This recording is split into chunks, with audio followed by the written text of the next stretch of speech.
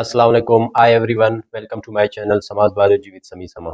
आज हम स्टार्ट करने वाले हैं व्हाट्स साइटोप्लाज्म। जैसे कि हमने सेल वाल पढ़ा, सेल मेम्ब्रेन पढ़ा, आज हम पढ़ेंगे सेल के अंदर साइटोप्लाज्म। तो आते हैं कि साइटोप्लाज्म यानी साइटोप्लाज्म कहाँ से स्टार्ट होकर कहाँ पे ख़त्म हो जाती है। तो जैसे कि आप इस डायग्राम में देख सकते हैं कि यहाँ पे जो है साइटोप्लाज्म ये जो है सेल वाल है, ठीक है। ये हुआ सेल वाल, सेल वॉल, और ये हो गया सेल मेम्ब्रेन।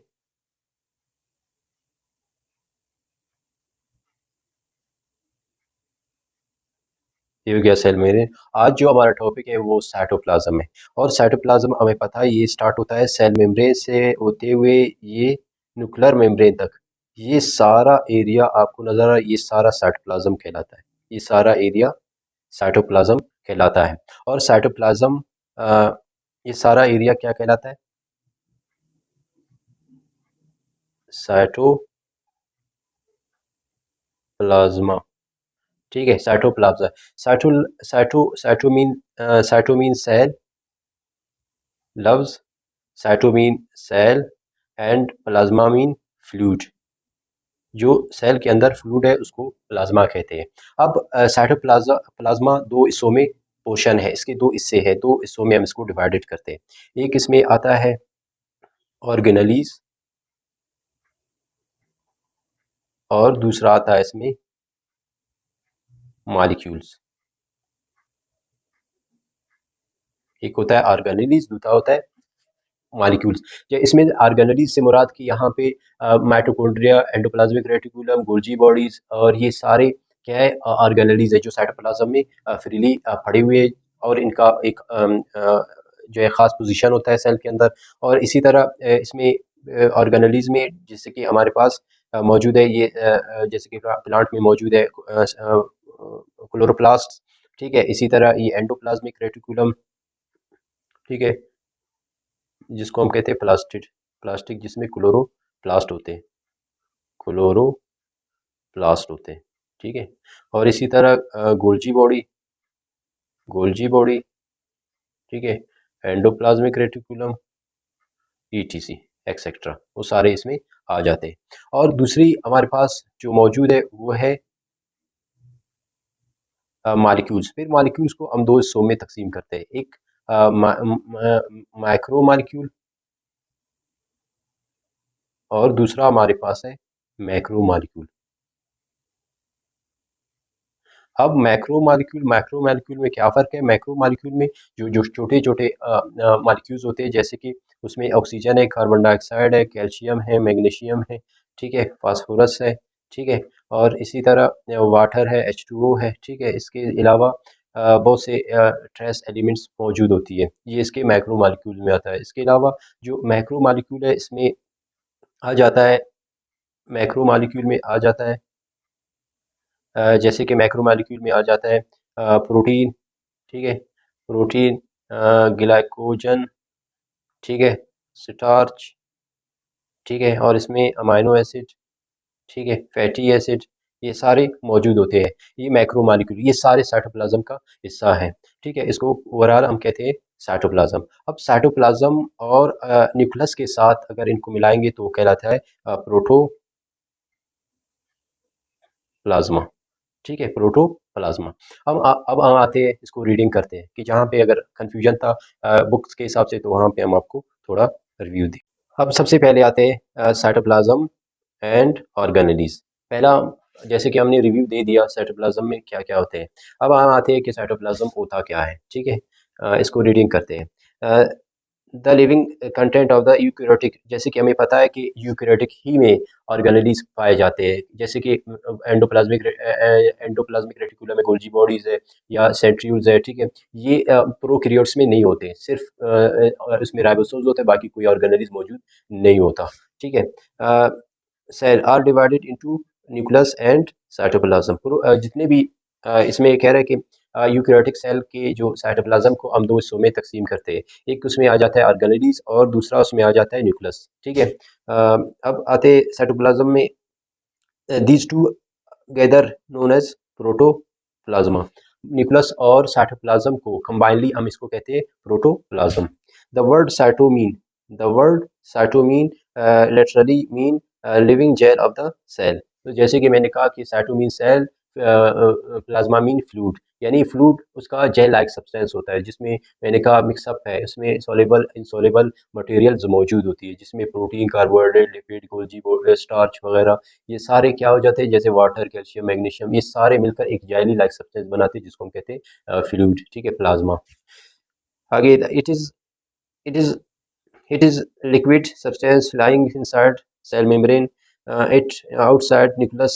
ये सेल के तह में पड़ा हुआ है और न्यूक्लियर मेम्ब्रेन में, न्यूक्लियस के बाहर भी पड़ा हुआ है, फैला, यानी इसकी ये क्या फैला हुआ है कहाँ, सेल मेम्ब्रेन से लेकर न्यूक्लियर मेम्ब्रेन तक, ये सारा एरिया क्या कहलाता है, cytoplasm. The cytoplasm mixture of organic and inorganic material. जैसे कि मैंने कहा कि उसमें ऑर्गेनिक इनऑर्गेनिक कंपाउंड दोनों मौजूद होती है, जैसे कि मैंने कहा प्रोटीन, कार्बोहाइड्रेट, लिपिड, इसी तरह इनऑर्गेनिक कंपाउंड में कैल्शियम, मैग्नीशियम, ठीक है, फास्फोरस, ठीक है, और इसके अलावा वाटर वगैरह ये सारे पड़े हुए हैं inorganic compound. And pharma solution living fundamental molecule life. उसमें लाइफ के यानी ज़िंदगी को कायम रखने के लिए सारे मटेरियल न्यूट्रिएंट्स मौजूद होती है। ये cell as a life material, तो उसके लिए ये चीज़ें क्या होती है, लाजमी होती है कि उसको मेंटेन रख सके। तो ये सारे एक लाइफ के लिए जो जितनी भी चीज़ें ज़रूरी होती है वो सारे साइटोप्लाज्म में पड़े हुए थे, जब सेल को ज़रूरत होती है तो इसको यूटिलाइज करके इस्तेमाल करते हैं। जैसे उसमें अमाइनो एसिड्स पड़ी हुई थी, जैसे कि हमें पता है कि लिविंग ऑर्गेनिज्म, जैसे अगर ह्यूमन बीइंग की बात करूँ तो उसमें 20 किस्म के अमाइनो एसिड है, जो उसमें से 20 में 10 जो है हमारा बॉडी 10 to 12% हमारा बॉडी जो है खुद बनाता है, बाकी 10 to 8% जो है वो हम बाहर से किसी वेजिटेबल के ज़रिए या सब्जियों या गोश्त के ज़रिए हासिल कर रहे होते हैं। शुगर, फैटी एसिड भी होता है इसमें, न्यूक्लियोटाइड्स भी होते हैं, जैसे कि फॉर एग्जांपल अगर कोई चीज़ बनना हो, ठीक है, मैसेंजर आरएनए के थ्रू या राइबोसोम, तो वो न्यूक्लियोटाइड पे बेस करता है कि कोई अगर सेल की डिवीजन हो तो उसमें डीएनए को सेल रेप्लिकेशन होती है, तो रेप्लिकेशन के दौरान न्यूक्लियोटाइड की ज़रूरत होती है, तो न्यूक्लियोटाइड्स भी इसमें पड़े हुए हैं। इसके अलावा एटीपीज़ वगैरह बनने में भी न्यूक्लियोटाइड का इस्तेमाल हो रहा होता है, ठीक है। और इसके बाद विटामिन्स है, साल्ट भी मौजूद होती है, और डिज़ोल्व गैसेज़, ठीक है, जैसे कार्बन डाइऑक्साइड, उसमें हाइड्रोजन गैस, ठीक है, जैसे उसके अलावा कार्बन डाइऑक्साइड, ठीक है, वगैरह सारे भी मौजूद होती है। विटामिन्स भी होती है, जैसे कि मुख्तलिफ विटामिन की ज़रूरत होती है एक लिविंग ऑर्गेनिज्म को, सारे विटामिन्स का होना लाजमी है साइटोप्लाज्म में। आगे कह रहा है the soluble part of the cytoplasm is called cytosol, ठीक है। अब उसमें कह रहे हैं कि जो वाटर सोलेबल जितने भी न्यूट्रिएंट्स हैं वो कहलाता है इसका साइटोसोल, जो इस क्या कहीं पे भी यूटिलाइज यानी हो सकते हैं, सोलेबल हो सकता है, और which is the about 90% water, और इस साइटोसोल में 90% वाटर होती है, बाकी उसके अलावा बाकी कैल्शियम, मैग्नीशियम, फास्फोरस और दूसरे सोलेबल शुगर, ठीक है, ग्लूकोज, ठीक है, और इसके अलावा जो सोलेबल जितने भी न्यूट्रिएंट्स हैं वो मौजूद होते हैं उस 10% होते हैं, बाकी 90% साइटोसोल में क्या होती है, 90% उसमें वाटर होती है। The small molecule ions for true solution, जिसमें स्मॉल मॉलिक्यूल्स ऑफ कंपाउंड्स होते हैं, जैसे मैंने कहा कि उसमें वाटर के अलावा लार्ज मॉलिक्यूल फ्रॉम कोलाइडल, ठीक है, उसमें जो लार्ज मॉलिक्यूल उसको कोलाइडल कहते हैं, जैसे स्टार्च आता है इसमें, इसमें क्या कहते हैं, ग्लाइकोजन आता है, उसके अलावा प्रोटीन जितने भी है, ठीक है, उसके अलावा न्यूक्लियो सॉरी पेप्टाइड्स, वो सारे उसमें कोलाइडल्स कहलाते हैं, ठीक है। नेक्स्ट वो कह रहा है कि सॉल्यूशन बनाते हैं, such as starch particle, glycogens, granules of animal cells, ठीक है, ये सारे उसमें कोलाइडल्स यानी मैक्रो मॉलिक्यूल में आते हैं। द कोलाइडल सॉल्यूशन में be form in a sol, यानी नन विस्कस, ठीक है, ये नन विस्कस होती है, यानी गाढ़ा नहीं होते, ठीक है, उसमें जेली लाइक नहीं होता, बल्कि वो हल्का होता है, वाटरी लाइक। और दूसरा इसका जेल लाइक विस्कस भी इसमें पार्ट मौजूद होती है। उसके बाद है